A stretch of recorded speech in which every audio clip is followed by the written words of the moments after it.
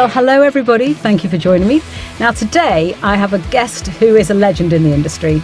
I can't see his face at the moment. I assume he's probably making a face now. But when I was at school, this person started their career in radio and became extremely well known. So much so that in '79, when I was on tour with Discharge and arguing with bands like The Clash, he was opening what became a legendary studio in the industry, and that was Angell Sound.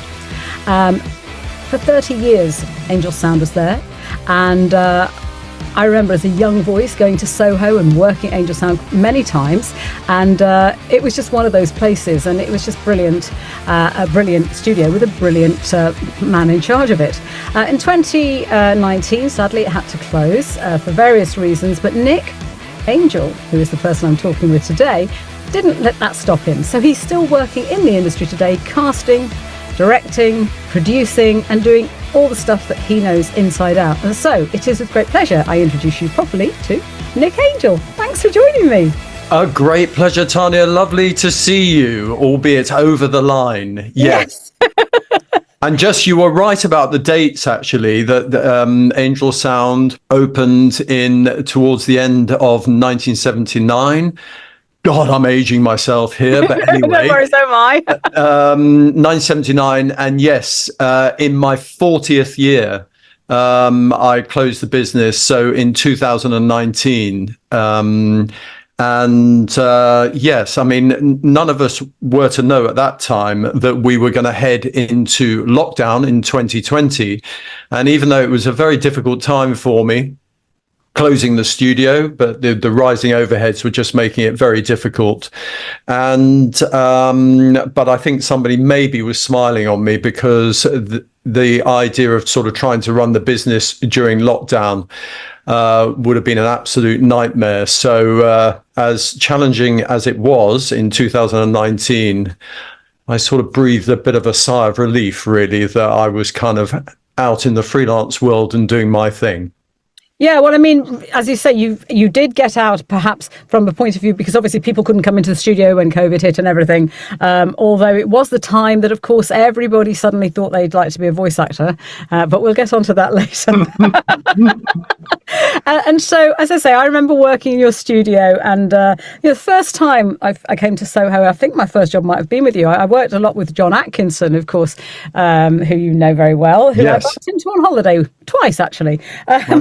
But he's not in the industry at all, which is a shame, because he was a wonderful director, I always thought, and hysterically funny, as I'm sure you can remember. I do. Yeah, I remember working, I did a campaign with the late Simon Cadell at your place, and I think quite a lot of stuff, and it was very exciting, you know. And I always tell my students that one of the great things about the Soho studios, I don't know if they're still the same, I think they are, the last time I was in one, is they always had lots of sweets and chocolates and biscuits, and so I kind of go there with practically a shoplifter's coat so that I could fill my pockets for the train journey home. Yeah, there was always a bowl of sweets in every studio, although I really tried to encourage fruit, but the trouble was fruit would dry out so quickly in the air conditioning, so that was never great. And people have their own ideas about jars of nuts and stuff, so the sweet became the sort of the diet of artists.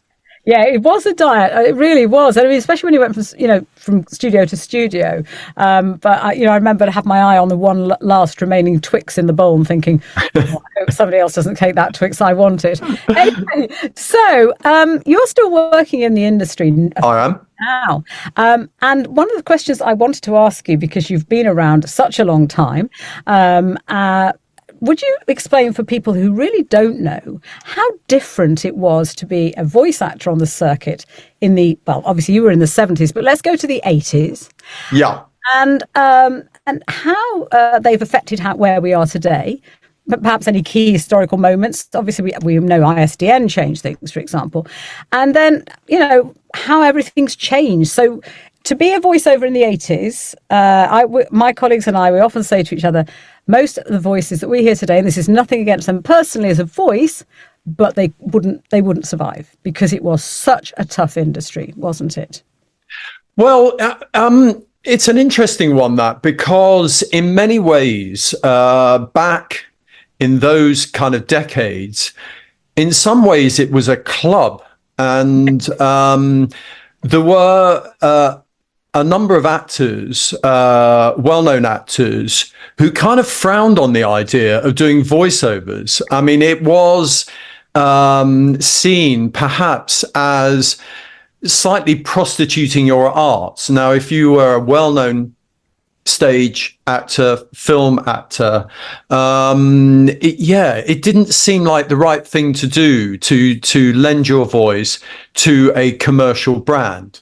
But nonetheless, there was a kind of club of actors who realized that actually this was a not only a side of the acting business that paid pretty well, in fact, very well, but also actually it was a tremendous skill to learn and to be able to do well. And also, by the way, most things, certainly within the world of advertising, certainly with the N line, were based on received pronunciation. So for RP, so for anyone listening out there, that was often described as the kind of BBC dialect. So it was quite clipped. Certainly, no dialect. And towards the end of the 80s, I felt that the door was kind of opening a little bit. And, there were a few more actors coming into it, actors of note, as well as there were many, many actors as well who you wouldn't know from Adam, who were absolutely brilliant at delivering, getting behind the mic and delivering a performance, whether it was a straight voice or a character. Anyway, we sort of headed, towards the end of the 80s and into the 90s. And I think the 90s was definitely a decade of significant change. There was change in respect of how, in a way, ads were being made and the voices being cast and the style of voice. And I think there was a big move to get away from RP and to embrace a more sort of colloquial style of voice. Mm-hmm. And perhaps the sort of summary of that was that we went in a way from talking at people to talking to people. So the note, and I still use it to this day, where you adopt a kind of one-to-one style. Mm-hmm. So forget the fact that, this ad might be sort of addressing millions of people. Actually, you're talking to one person. Really? So there was that. The writing lent itself also more to that kind of style.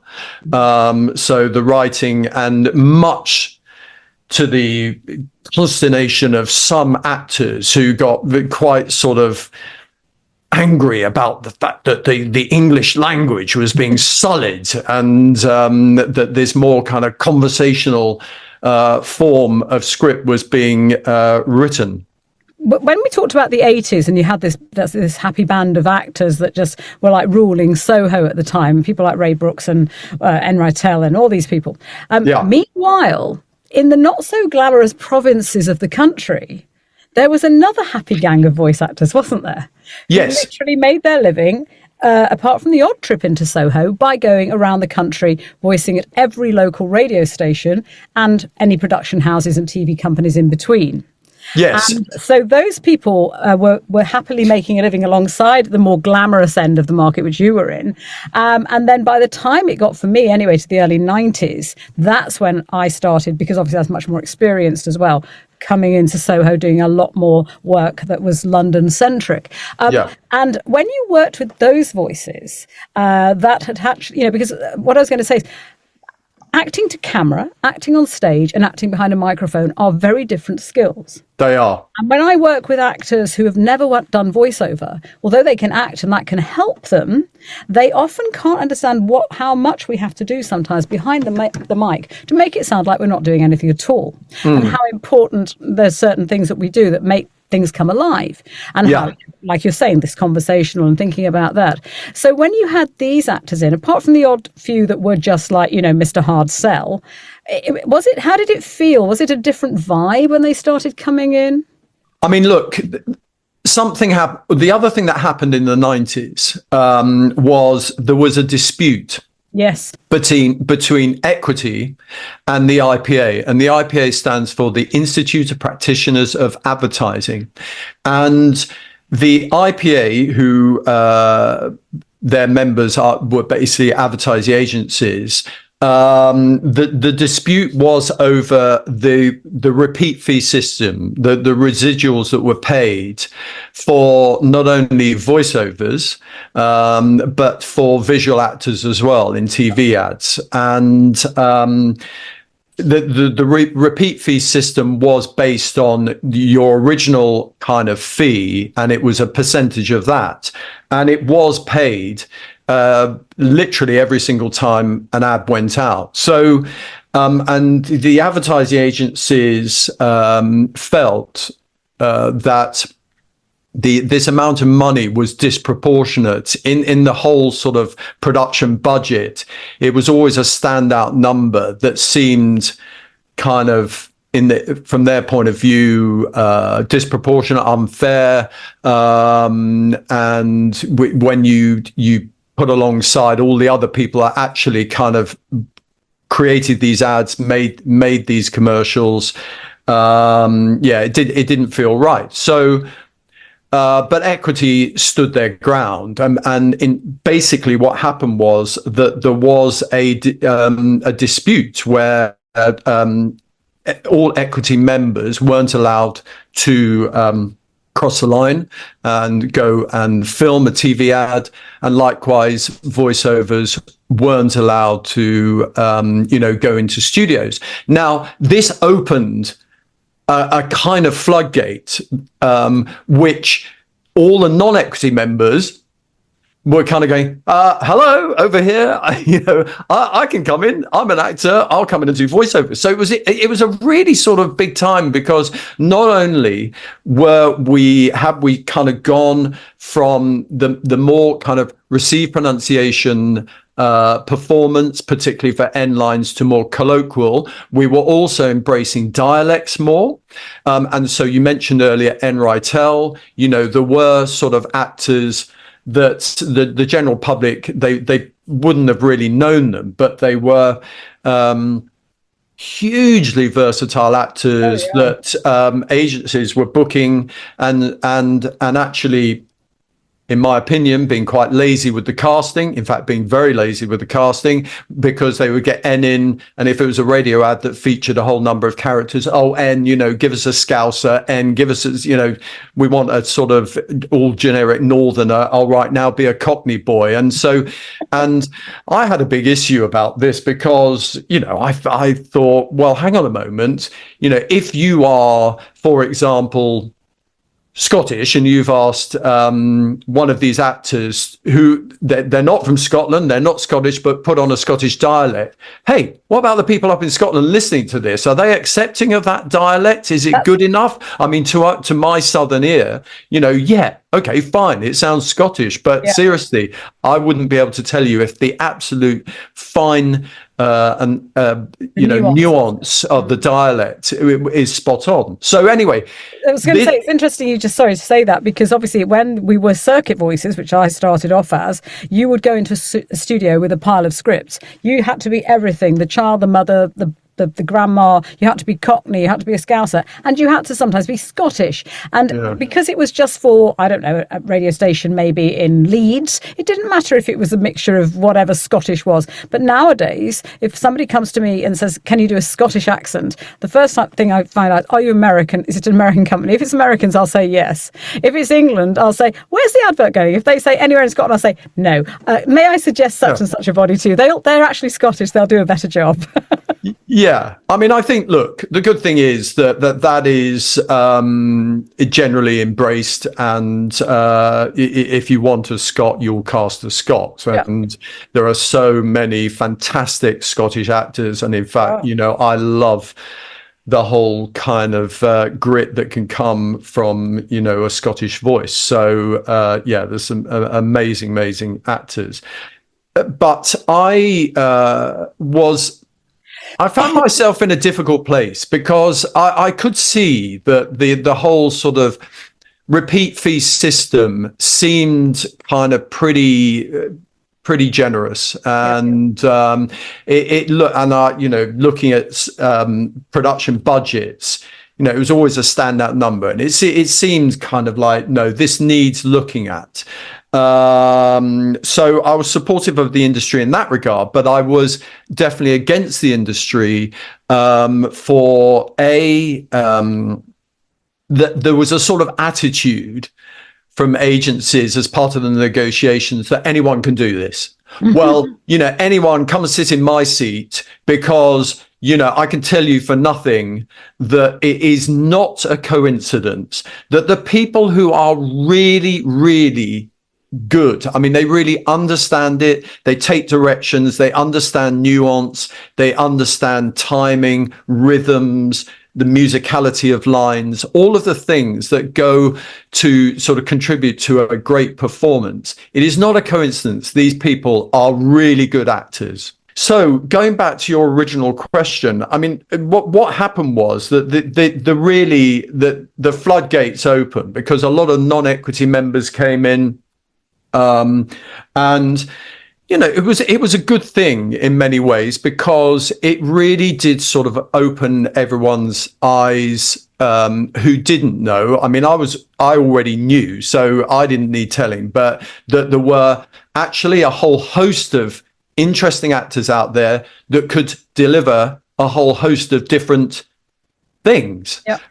I've sat on juries, many awards juries, and certainly for radio, there's been a category for station produced ads, locally produced ads. And you know, forgive me, I'm not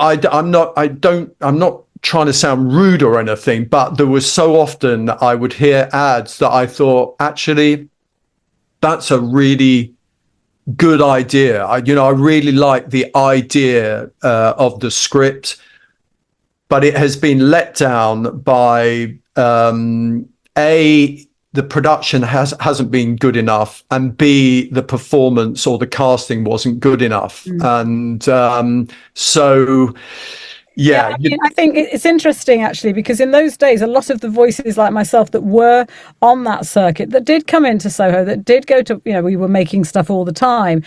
We had the best training, I believe. And of course, a lot of us as voiceovers are known now. Peter Dixon was a circuit voice, Kevin Brighting, who I'm sure you worked with. And of course, there was only about 4 female voices that actually toured the stations. I was one of them. Jackie Davis, I'm sure you know, is one of them.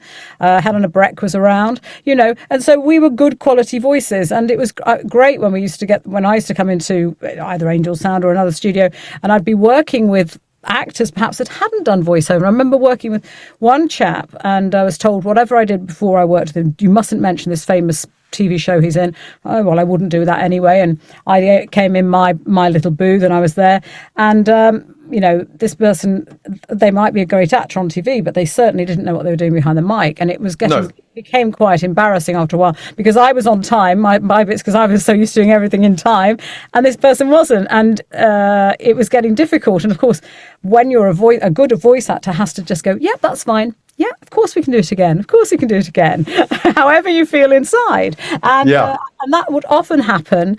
And, you know, and I think it was interesting for me to see that. And then sometimes I'd work with some amazing people I didn't know of, and they were just, like Simon Cadell, for example, was superb to work with. And he was such a generous performer as well. I mean, look, the actors from time gone by, Simon Cadell, Jeffrey Palmer, I mean, actors who were the absolute kind of masters of that kind of very dry, wry inflection, that could just, deliver it without thinking, and a tremendous skill that, I mean, I call it a raised eyebrow, where, you know, Raised eyebrow. it's the sort of physical thing of the raised eyebrow. And I know people always go, oh, Roger Moore, James Bond, you know, that sort of very raised eyebrow. But, you know, English humor is, you know, there's irony, there's dryness, and those things, when you're just behind the mic, and, you know, Jeffrey Palmer, you know, Vorsprung durch Technik, as they say in Germany,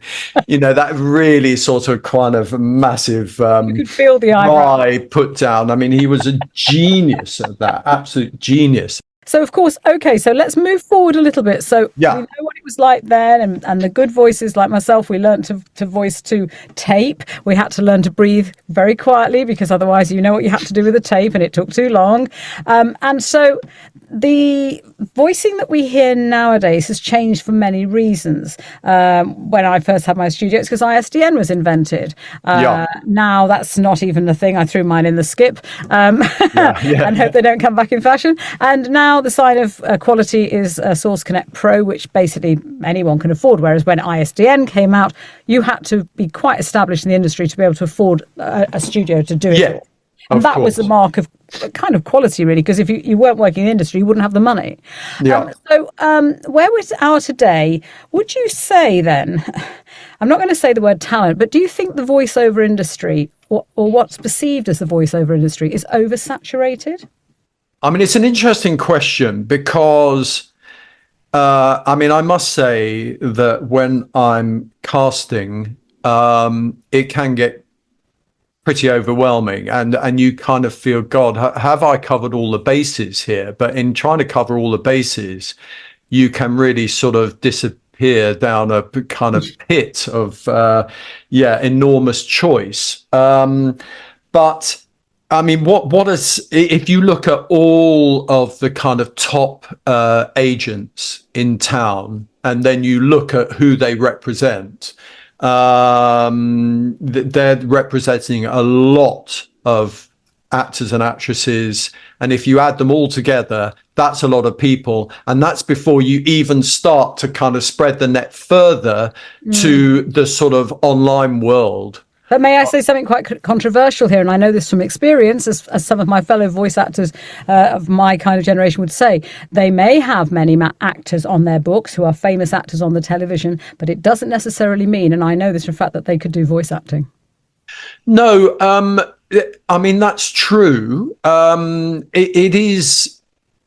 It's definitely an art. I mean, it's an art that needs to be learnt. I, like you know, over the years, I mean, I've had some really, really kind of very established, well-known actors walk through the door, and yet the journey to sort of get to a good end result can be challenging, because, you know, not least of which, certainly in the world of advertising, you know, we're dealing in seconds, and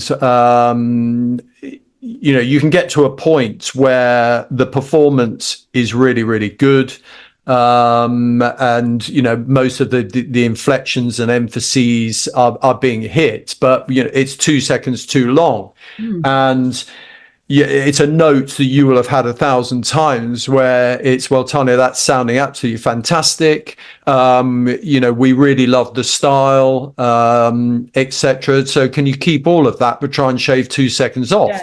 Can you go faster but sound slower? It's that sort of thing. And, you know, this is something that you know, have to kind of understand how you use your breathing.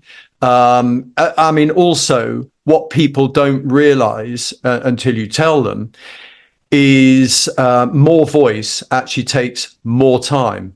So where back in the day there were, you know, ads for, you know, certain like carpet warehouses, or even like the Sun, where it was all screaming, it was in your sexy soar away sun this week. Well, trust me, those scripts were actually a lot shorter than you would imagine, because as soon as you project like that, projection takes time. So, any kind of experienced actor will know that if they're presented with the note of, look, we're loving everything that you're doing, you've got all the nuance and all the inflections exactly as we want it, but we're a couple of seconds too long. The two things to do is just one, to marginally, but more or less undetectably drop the amount of projection you're using.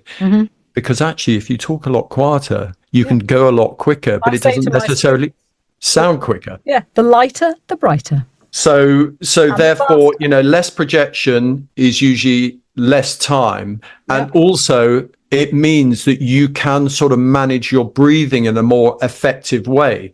And so where in a sort of a certain kind of line in a script where you are taking a sort of quite a generous breath, you can possibly manage the breathing in a more effective way to get through that. Now, we can cut breaths out. Of course we can. But, just try and get that fluidity and rhythm that will help with the timing. So, and these things come with actors, working with directors that kind of give them these notes. And B, just from sort of doing it. But look, I'm never put off by, there are actors out there who maybe haven't done a lot of voiceovers, but they've got an interesting characteristic in their voice. And I'm always of the belief in the end that I can sort of, direct an actor to get the kind of performance that I need and that I want. So that is never a barrier for me. But at times, it does get incredibly frustrating. Well, this is an interesting thing because for me, I have standards in the industry, and I teach old school standards from modern era to my students with the Richcraft. And I use those techniques that I've used myself every day. So when I work with new agencies, I often do a 30-second script. I can see it's overwritten. It's upbeat, which means I know I'm going to go this way rather than forwards. And I don't need to project. I have a lovely microphone, and I already know the keywords. I already know the words I can skip over, and I do it in 30 seconds. And I hear complete silence on the end of the line or in the control room. And then the main question I ever get asked is, Tanya, do you actually breathe at all? Because they can't hear it, which they shouldn't be able to hear it, or hardly ever. And so you're a very experienced director. So if I was working with you, there's a good chance that I would like to think that most of what you wanted, I would give you. But if you tweaked anything I did, you would give me clear, concise and understandable direction. One of the problems, of course, is that often, particularly newer voices, they don't have, just like there's inexperienced voices, there are inexperienced directors or who don't know how to get across what they want because they're not voice actors. So what do how do you... Well, look, that is true. And, that's why I sort of... touch wood, stay gainfully employed, because, not that's, that's only part of, a whole kind of production brief. But certainly once we get to the point of getting into a studio, then, delivering what I hope are sort of articulate notes that an actor, then they've got something to grapple with. And interestingly, there may well be an assumption from people listening to this that the really, really experienced artists, also the one, very, very well-established actors who have also, kind of been in the world of voiceovers for a long time. Trust me, people like that also need help. Or sometimes there is shall we say, a debate around the interpretation of a line where we're trying to sort of get a certain nuance of sense out of it, and maybe the actor is kind of thinking slightly differently. I've been in the situation a number of times where, the script, it's read through, very good actor, really, great performance, but there's one part that's just not quite sitting. And I'm scratching my head thinking, I wonder what's going on here. And so then, I have the conversation about, look, what we're trying to get through here. The sense behind that line is blah, blah, blah, blah, blah. And the actor on the other side go, oh, right. Okay. Yeah, I was thinking that blah, blah, blah. So the most important thing in the world of, being a successful sort of voice artist is really to get behind the sense of what you are saying. Absolutely. Because sense should automatically drive inflections, drive emphases, drive nuance, and actually then sort of get that understanding out there of what you're doing. And I do think that there are, a number of artists online. I mean, there are people who, one day, Tanya, I'll write the book, and the title will probably be, I've been told I have a lovely voice. And the point behind that is that there is so much more than just having a decent sounding voice, right? Yeah, absolutely. So, yeah, and I know because otherwise I'd be sitting behind a mic. Now, yes, even though lovely voice. even though I have I have a really, really good ear for it. But you have to have good ears. Yeah, so I really understand what should be going on, but getting behind the mic and doing it is a whole different thing. And there are a number of, shall we say, people out there, perhaps in this more sort of online community, that kind of fall into that box of that they've got a reasonable sounding voice. They're not actors by trade, and everything is you struggle to hit the note. Well, and the main thing I find with the in a way, I'm pleased to say, the rare occasions I work with these kind of people is that, look, you've really got to understand what you're saying here, what you're delivering, because that's going to drive the performance. So this is. So can I ask? Oh, look, just as I'm talking to you, a friend of mine, John Glover, who's a very fine actor and voice artiste and used to play Mr. Chumley Warner with Harry Enfield and Chums, is phoning me. But anyway, we'll ignore that. It won't be long. But a wonderful character actor. I was going to say, I mean, one of the things, obviously I have a lot of friends in production, and we're not going to discuss show reels with you, but we are going to talk about when people haven't had any training, they think that being a voiceover is easy. They think that they can just go talk, cut the breaths out. As you've said, breathing is very important. To be able to breathe from the top to the bottom of a script correctly keeps that flow, keeps the timing, gives the subtlety and nuance.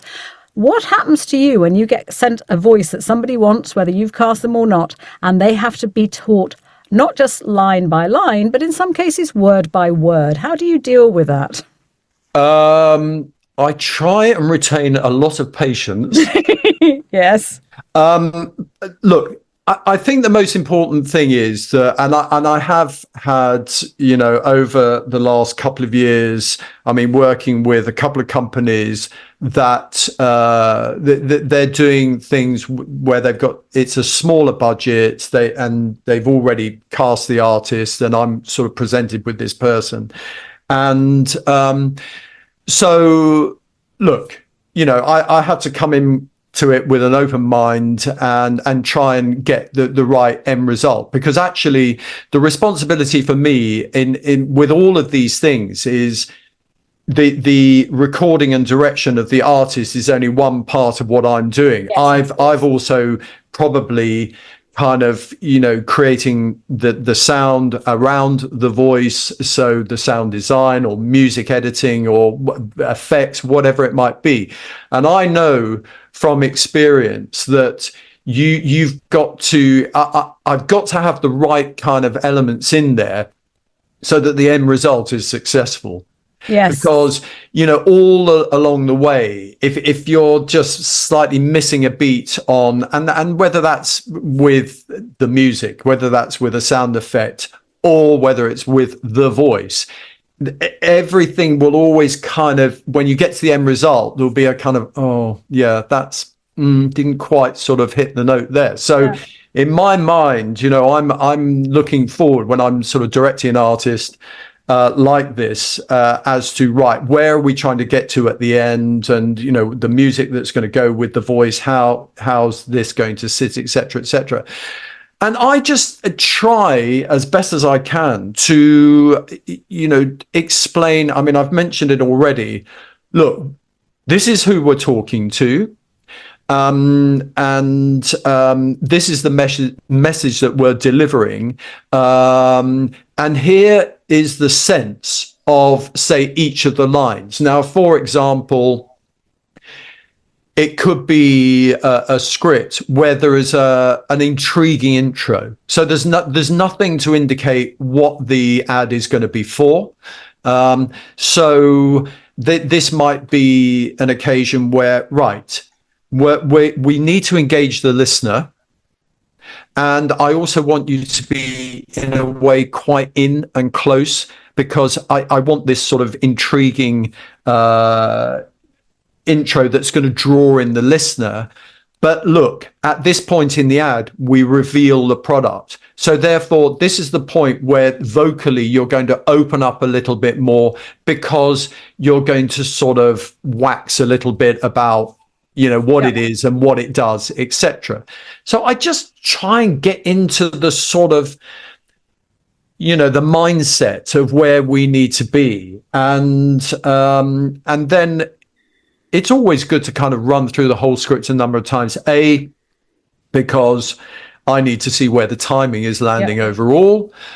B, it helps the artist to kind of get into the whole piece. But then, we probably end up kind of breaking it down a little bit. Okay, look, let's get this intro sorted out so that we really kind of grab the listener, because particularly with a lot of ads that go online now, we all know what happens. 5-6 seconds later, click, people switch off. Well, that's what I always say. We are. If you think of us as fishermen, our voice is the rod, and our words are the bait, and we need to get the fish nibbling our bait, and then we need to keep them there. Which is why, for me, I particularly don't like this voice actors that are allowed to do sing-song or have every ending the same. Da-da-da-da-da-da-da. Da-da-da-da. The human brain recognizes that, and after you've done 2 of those, it knows you're going to do that, and those fish have gone. Yeah. And, and if you've got a voice with you that is experienced, they should, in my opinion, understand we've got to draw the listener in. Now we're going to open up for the product. That should be second nature. And if you can't do that, if you don't understand how to be a word detective, look in the script. That's the key word. This is where I need to feel. If you can't do that, then should you be calling yourself a voice actor? Because I'm not saying you've got to get experience, but at least learn the fundamentals of being what voice acting really is, and how to get inside a script, stay in the script. I find this very interesting that people don't often understand this. Well, I think it's a bit like where you might watch very experienced interviewers on telly that this kind of, I mean, some actually in the 90s, we produced some in-flight radio programs with Sir David Frost. He was the host, and we'd have a couple of guests on, and the conversation was generally kind of around travel and what have you, but David would go off at various different sort of tangents and what have you. But being in the presence of somebody who was so unbelievably skillful at kind of interviewing people, I mean, it was a real sort of privilege and a joy to witness this at close quarters. Yeah, I bet. But the point I'm trying to make there is that I think people initially seriously, how difficult is it to sit there and ask a few questions? They don't get it. And I think the same applies with, a voice. I mean, it's British just talking Airways, and reading. It's just the world's favorite airline. Yeah. I mean, how difficult can that be? And I've been told I have a lovely voice. So, I mean, how difficult can it be? And clearly that those people do have an awful lot to learn if they think that it is just as simple as opening your mouth and talking. Yeah, but people say that it's just talking and reading, and I say, oh dear, you have got a lot to learn, haven't you? Yeah, you got an awful lot to learn. And look, artists need to be helped as well by good writing. First of all, that's very true. The actual sort of starting point of anything, and for me, in a creative world, is a great idea, and then that great idea really well written, and then the whole journey after that, in the sort of creative process, casting, then obviously directing your cast, getting the performances you want, and then also the knock on from that of pulling it all together with music, effects, sound design, whatever it might be. Because I mean, let's face it, if I'm doing a radio ad where we're kind of, for example, simulating vox pop, so people on the street, so it's got to sound a little bit sort of rough and ready, whatever. But look, this is like vox pop style, so, and we're going to put you out on the street with effects and what have you, so let's just kind of, can you just think a little bit that you're on the street? In fact, I'll put some sound effect of street in your headphones, so that you without knowing it, you're just projecting a slightly more to compete with external noises. So all of these things, that comes back to the director of trying to sort of make sure that you've done it in such a way that by the time you add the sound effect, actually it sounds pretty authentic because the performance suits it. Yeah. So that's really nice. I've done many of those kind of things because I'm from the Midlands originally. And one of the nice things, the way the voiceover industry has changed, is how much work I do in shades of West Midlands. Right. And of course, for vox pops, a lot of that stuff, because I can flatten vowels and stuff like that. And I've always, you're on a street, so you need to project slightly, blah, blah, blah. Nobody's ever played me the sounds of the street in my cans before. This is something that I shall insist upon from now on. Yeah. Well, look, music is a very critical thing, because music can really sort of have a bearing on a performance. Oh gosh, yes, totally. So having music in the cans can really sort of, in a way, and it's useful for me. I sit in the studio, and so I'm listening to first couple of takes with a bit of music, with the music playing in the studio as well. And I'm thinking, right, okay, actually, we can afford to be a little bit vocally quieter here and just go for more vocal presence to cut through the music to really kind of make this work. Yeah. Or conversely, no, actually, the energy of the music, it requires a bit more energy in the voice. And I'll spend a bit of time with an artist saying, look, I'm going to put the music in the cans. I don't want you sort of screaming against it, but you tell me how loud it is in the cans. Should it be quieter? Should it be louder? How's the level of your voice in the cans? I mean, I've been, in sessions where I've felt an actor is almost slightly withdrawn, slightly kind of holding back. I'm thinking, what's going on here? And it turns out that the voice in the cans is so loud that they're sort of scared to talk to. But they should say, shouldn't they? Well, yeah, but again, this sort of sometimes comes with, I'm sitting there thinking, I need another kind of 5% of energy in the voice. And I just know from experience, I'll just sort of say to the artist, hey, by the way, how loud is your voice in the cans? Yeah. And then, they'll say, oh, well, actually, it is pretty loud. And I said, it's funny you should say that, because I feel that you're just holding back by about sort of 5%. So look, we're going to take the level down slightly. And then something, oh yeah, that's better. Oh, and by the way, take one ear off so that you can hear your voice on the outside. But these are things that you learn. I want to ask you one final question before I get wound up. Now, I'd like to know very quickly your thoughts on casting. So, Yes. recently I've heard a few TV adverts when I have wondered who on earth has cast that voice. Yeah. If you're casting for a very expensive cruise line where your actors are mostly grey-haired or certainly of a certain age, why cast a voice that sounds about 20? Ditto, if you're a big electric company, why cast a voice that sounds about that they're still doing their GCSEs upstairs in their bedroom, rather than somebody perhaps that is actually paying an electricity bill? Some of the casting choices to me are sounding very strange at the moment, and I wonder what your thoughts were on that. I mean, I absolutely do not understand how anyone ends up with, I mean, to draw on what you've just suggested, where you're dealing with like a saga holiday or something, and the voiceover sounds like a 20-year-old. I mean, perhaps the thinking behind that is that they're trying to make everyone feel young who's going to go on these things. I don't know. But I mean, as we discussed earlier, there's such a plethora of choice out there. So in fact, the business of casting, you really can get very sort of carried away. That can be difficult for the people at the other end trying to choose. You know, if I've submitted like 15 people to choose from for just one artist, I mean, it can get a bit overwhelming. But there's no excuse for that. I mean, you absolutely right. And one of the first questions with anything that one does is, I mean, look, are we talking about a character voice? Are we talking about a voiceover? A straight voice. Yeah. Now, a straight voice is usually representative of the brand, right? So what is the brand? Okay. So what is your target age group? Right. Let's specifically talk about the casting brief.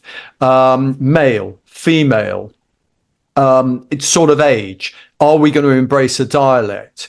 I mean, the most common thing now actually is that certainly RP, even though there is a market for it, neutral is very common. I call it non-heightened RP. That's what I It's just a neutral sort of dialect that people can't really place, but you're not going to offend anyone. It's just exactly neutral. But also, it's very common. Well, look, I think we would like a tiny bit of dialect, a little bit of northern, or let's go kind of the west, whatever it might be. It doesn't matter.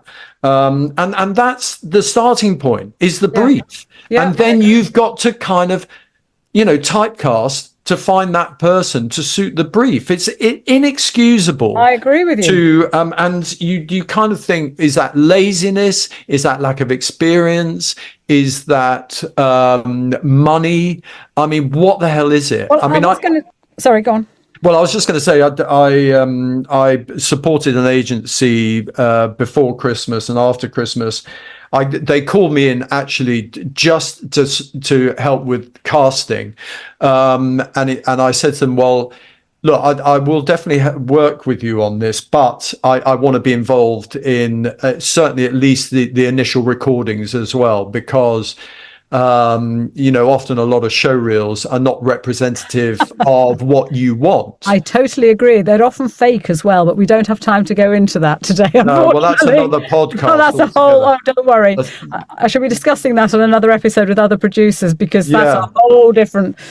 So they said, no, absolutely, Nick. We would welcome your support on that. And in the end, we cast a young actress called Taj Atwell, who she's from Yorkshire, absolutely wonderful voice, and a great example actually of a young actress who really took notes brilliantly, and understood the nuance of what we were trying to achieve, and it ended up being a very, very engaging sort of vocal performance. So age is although that you need kind of experience in the voiceover world, there are a lot of kind of really, really talented young actors that kind of walk through the door who've kind of got it going on. And yes, maybe they're a bit raw, so you need to kind of help a bit through some concise notes, but just to sort of refine where they're at. But yeah, I think, love that. Yeah, so do I. I mean, obviously I work with some great people that come to me for coaching and Richcraft, and we coach people and all the ones that graduate with us, and you have to work very hard to be a Richcraft graduate. You have to really know, you have to understand subtlety, nuance, pace, pause, all the things we've been talking about, and they all work in the industry and they're really good, and you can rely on them. You see, you've got to be able to do what it says on the tin, as the old advert said. Yes. And the other thing that I found from the old days to now is one of the reasons I'm still voicing every day is because I changed my style. So I've got cassette tapes of me in the 80s sounding very RP, and now I don't do that, and that's why I work. And also, of course, youth, age of voice, so I don't sound really old when I record. I can actually record very young as well, and that keeps you going, because the great thing about being a voice actor is it doesn't matter what you look like, as long as as long as you can do the voice. That's all anybody cares. You're only as good, I always say to people, you're as good as your last job and the recording. The proof of the pudding, if you like, is in the recording. Yeah. And that's it. At the end of the day, that's all people care about. They don't care what you look like. They don't care, really what you're doing. I mean, when I teach people or when I'm voicing myself, sometimes I look like a whirling dervish because of that particular character. I need a lot of energy. And I might look like a crazy person, but I actually don't care, because at the end of the day, it's all about the voice.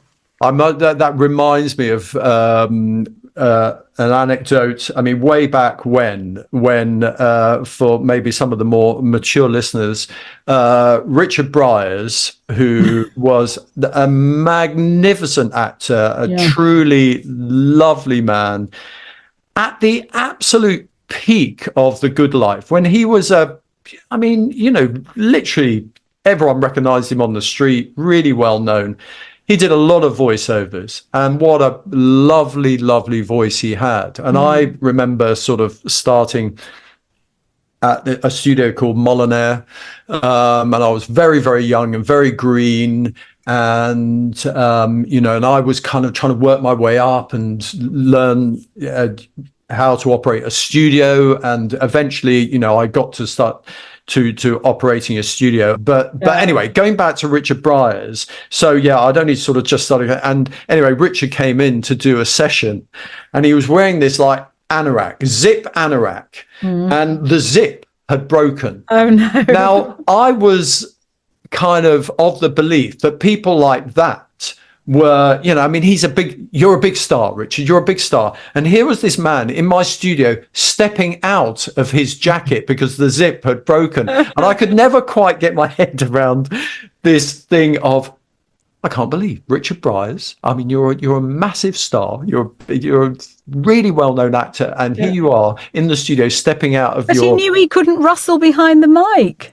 Well, I mean, just getting out of the coat. Oh, it must have been hysterical to see it. Yeah. And he was funny, actually, because he, whenever he came in, how are you, Richard? Oh, I've got a little bit of a cold. I'm just feeling a bit, and I realised some years later, because this was quite a common thing, that I'm just, what have you, with him, and I decided that in the end that it was part of his sort of game that he sort of brought the temperature of the room down a bit, so people go, look, sorry, Rich, sorry to hear that, but do the best you can. He would go in, be absolutely incredible. So therefore, the bar being set low, and then everyone. So he hustled you, basically. Yeah, he hustled us. So everyone would be absolutely euphoric. Yeah. But